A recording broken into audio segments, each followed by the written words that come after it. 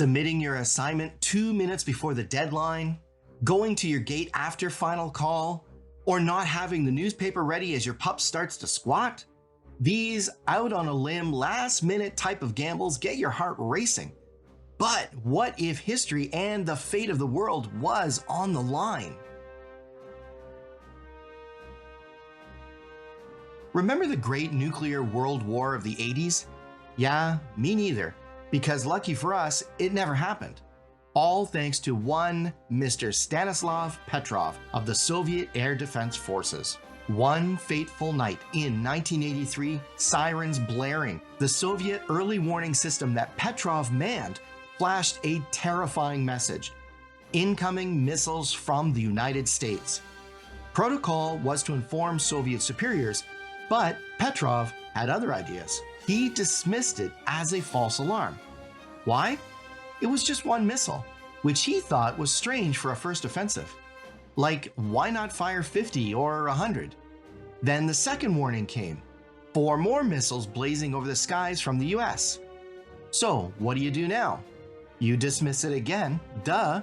Petrov just suspected another computer malfunction after the first warning failed. But the crazy part? That's all the information he had to go on, and had no way of confirming the truth of it. Just pure intuition and instinct. Truly nerve-wracking stuff. Imagine if he notified his superiors. The Soviets would have almost certainly responded as aggressively, and given their nuclear capabilities, it would have shaped the world a lot differently than we know today. A gut-wrenching, bold decision in the heart of a tense Cold War. And thankfully for us, the right one.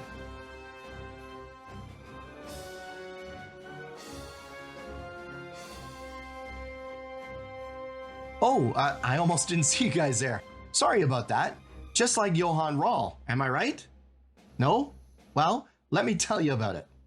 It's Christmas Day in 1776, and Johann Rall finds himself engrossed in a game of cards with his fellow officers, drinking and gambling the night away. Morale is high, his army in control of New York, and American spirits severely wounded. But all that was about to change.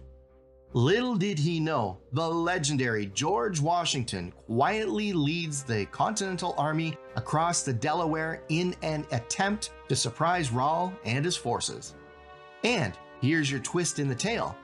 A farmer, loyal to Rall, found out about Washington's plans and sent his son speeding to deliver the warning note to Rall. Any guesses on what he did with it? Yep. He tucked it away and rolled back to the poker table, and the rest is history. Catching them off guard, Washington and his forces steamrollered the town of Trenton, wrapping things up in just an hour. This win sparked belief and support for the American cause grew, a true turning point in the war, and as a testament to the fact that the house always wins. Imagine being handed the answers before your big test with no consequences, or given the lottery numbers before the draw. Would you take it? Well, Julius Caesar probably wouldn't have, as he proved that fateful day in 44 BCE. The bustling streets of ancient Rome are alive with intrigue as Julius Caesar strides towards the Senate. Amidst the crowd, a man named Artemidorus emerges, clutching a note that holds the key to Caesar's destiny. He fights his way through the crowd, urging Caesar to read the message. But, like the case of our German friend Johann Rall, it gets casually discarded. To be fair to Caesar, his distraction was a vibrant and energetic ancient Rome, while Rall's was his drunk comrades and a card game. Nevertheless, Caesar fails to take advantage of his get-out-of-jail-free card. And later that day, the infamous Roman general met his demise at the hands of his Senate buddies. What a shame. Should have read the note, Julius. Should have read the note. And now we pay a testament to the invention of the GPS system, because they probably would have helped avoid World War I altogether. Don't believe me?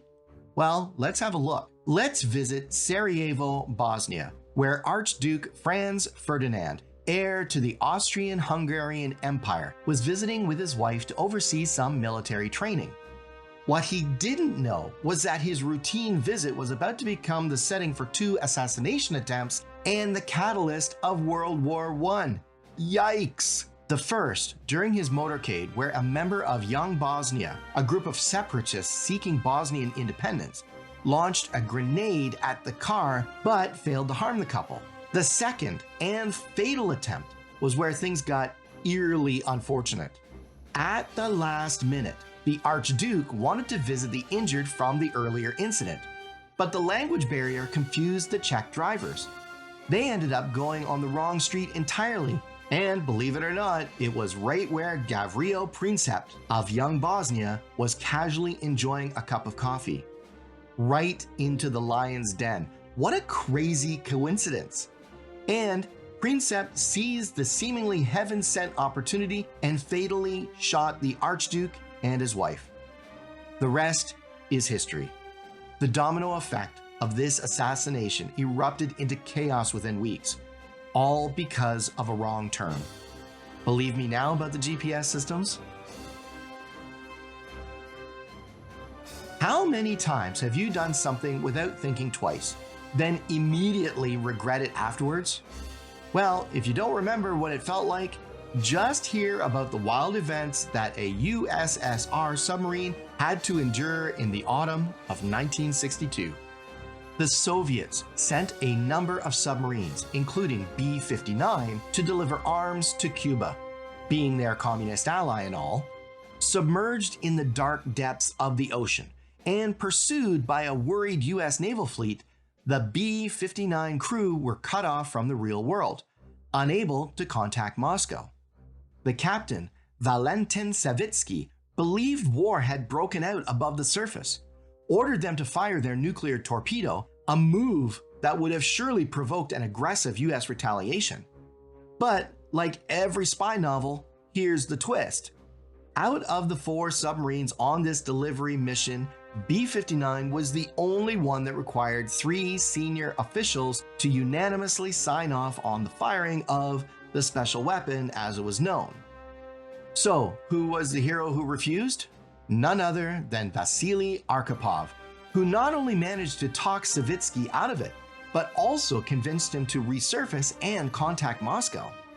They eventually got out, no harm done, but just imagine if Savitsky was captain on one of the other 3 subs.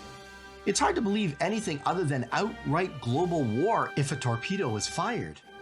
So remember guys, it always helps to take a second and have a real think before making that impulsive decision, especially if a nuclear war is on the line. All right, let's dive right into this one. So get ready for the historic tale behind how Kyoto dodged a fiery fate in the tail end of World War II. As the war raged on, the United States had their sights set on strategic bombing campaigns. But, unbeknownst to them, Kyoto had a secret weapon. Drumroll please. Cultural significance. You thought it was something crazier, didn't you? Well, thanks to then Secretary of War Henry Stimson, Kyoto was saved in the 11th hour and removed from the target list by President Truman. Stimson declared his love for the city, brimming with temples, gardens, and centuries of history, citing its beauty and popularity with the locals. In fact, Kyoto was left untouched. Despite it having a large cultural significance, a large population, and the real potential for the US to leave a statement, Stimson's soft spot for the city prevailed. Quite a nice story, actually, if you're able to bypass the thought of the 2 other Japanese cities that were destroyed, and you know the sheer brutality of war. Anyway, that's it from us. This has been Conquering History. See you soon.